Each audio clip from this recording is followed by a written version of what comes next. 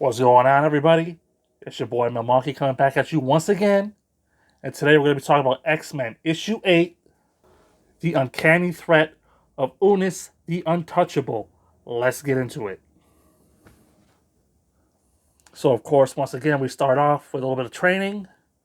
And in this training session, we get, some indications that both Cyclops and Jean Grey, Marvel Girl, they have feelings for each other, but they won't act on them because it would just be improper. Then a little bit later, Beast and Iceman, they're outside. They're heading back to that coffee shop for the previous issue with Zelda. Remember? And so they're walking down the street. Then all of a sudden, they see this kid. He's climbed up on top of a water tower, way up on top of a building. There's a mob forming in the street. They're like, "Oh, what is this kid doing?" Right?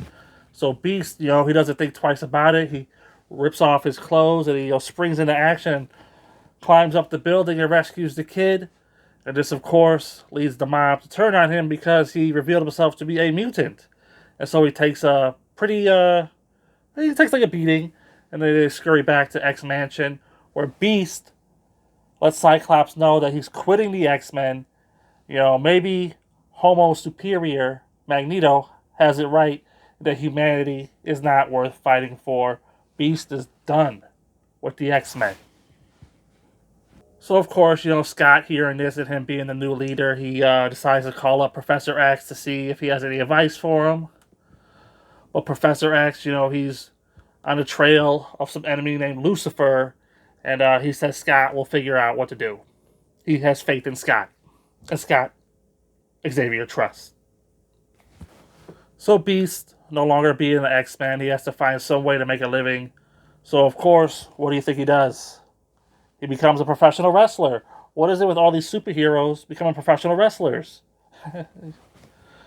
And so anyway, that's where we come across Unus the Untouchable. He's like the main attraction wrestler, and nobody can beat him. He's untouchable.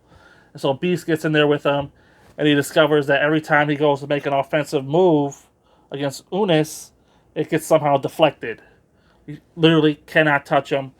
And while he's trying to figure this out, Unus throws him into the crowd, and when he's in the crowd, he's looping. He looks around and he says, "Oh, that's Mastermind right there. He must be scouting out Unus for Magneto. Can't have this." So we're backstage with Unus, and of course Mastermind's letting him in, saying, "Hey, you want to join us, the Brotherhood of Evil Mutants?" Magneto says, "All you got to do is find and defeat the X-Men. Should be simple for a guy like you, Unus." So Unus, he's walking down the street, he's looking for the X-Men, and he just happens to stumble upon a bank robbery in progress. And he decides that, he could use that money a lot more than those robbers could. So of course he takes on the robbers and he gets the money. This is, of course, when the X-Men swoop in to thwart the bank robbery and they come across Unus and they battle to a stalemate.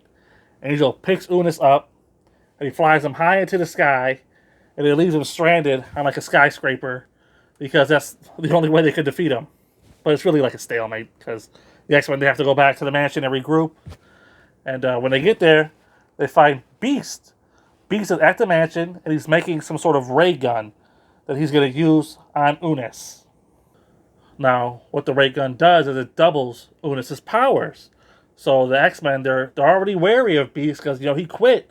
And he implied that he was going to go join Magneto. So they're like, "Beast, we can't allow you to leave here with this ray gun." But Beast, he acrobats his way out the window or whatever. He's gone. So Beast goes to Unus's dressing room, and he shoots him with the gun, effectively doubling Unus's powers. And Unus, he's ecstatic about it. He says, "Why would you do this for me? This is unbelievable. I'm gonna go get those X-Men." And Beast is like, "Yeah, you do that, pal." And unbeknownst to Unus, because the ray gun doubles his power, that means everything he comes in contact with repels itself from him. So he gets a little bit hungry. He's trying to eat, so he tries to grab like a steak, and the steak just, whoop, it's gone. Tries to grab a cake, whoop, gone. He can't eat anything. So, of course, he's miserable, and he's losing energy, and he's stumbling around town. And he's just desperate for food, and he's repelling people as he walks through the crowd. He's untouchable, and he can't touch anything. So after a while of this going on, he goes back to Beast and he's like, Beast, you gotta undo what you did. I can't live like this. And Beast is like, I'll do it, but you can't join Magneto. And of course, Unus agrees, so he hits him with the ray gun again, and Unus is back to normal, and he just goes back to wrestling. And of course, the rest of the X-Men are there, and Beast rejoins the team, and oh, well, you know it. That was his plan all along, or something. Everything ends happily ever after. As far as what I enjoyed about this issue, I really enjoyed the team tension. Beast quitting. I did not see that coming. The fact that, Jean Grey, Marvel Girl, and both Cyclops, they have, feelings for each other. I guess this is where that more soap opera-ness of the X-Men starts to come into play, because I always heard that it was kind of like that. It was more about the characters than it was, say, the action in the later X-Men books. And then we're starting to get this, now here in these books, planting the seed for, what's to come later. And, it's pretty good, I guess. At least it's not Professor Xavier, pining over Jean Grey. That was weird. I also like Unus. I don't like saying his name. It's like one letter off of anus, and I just don't like saying it. But, his power was pretty good, and his gimmick of being an untouchable professional wrestler, he can pretty much print money with that gimmick, because he can't be beat, and so that's why he goes back to wrestling at the end of the issue, because he's like, I don't need this crime stuff. Let me go back where I could just scam these marks and get their money. So I enjoyed that aspect as well. Yeah, so there's not much that I didn't enjoy about the issue, so I'm going to go ahead and give it a 4 out of 5.